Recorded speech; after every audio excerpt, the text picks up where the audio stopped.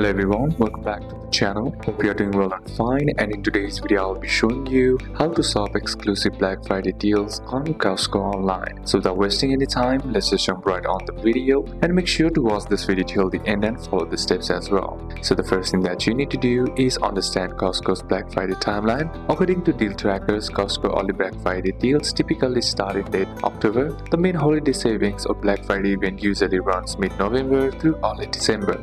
There are online-only deals on Thanksgiving Day and Cyber Monday, so make sure you contact Costco membership. To do it, simply head over and open up your Costco application, then be sure to be logged into your account as well. Then once logged into your account, on the home page of home screen of the Costco, you'll be getting the holiday savings. Simply tap on that, and then here you'll be able to view the products that are listed in the deals. Now, next is to simply make sure you have the Costco membership. To do it, simply tap on the account option on the bottom center of the screen, and then once you're inside there, scroll down and then tap on membership. And to access most Black Friday deals, especially in store, you need a Costco membership. Non-members can shop online during some Black Friday or Cyber Monday periods, but typically pay a 5% surcharge. If you're not already a member, check for membership promotions. Sometimes new members get a Costco shop card as well. So next is to head over back to the explore page and then check for the deals that are available for the current month. Then once there, simply tap on the product, and then you'll be able to save that specific product to your wish list or to your cart. Here, once the Black Friday deal starts, you'll be able to know the price drop in the selected product as well. So these are a couple of steps that you can do in order to shop exclusive Black Friday deals on Costco. So these are a couple of steps that you can apply, and that's it for today's video, guys. Hope this video was useful to you. Leave a like if it did,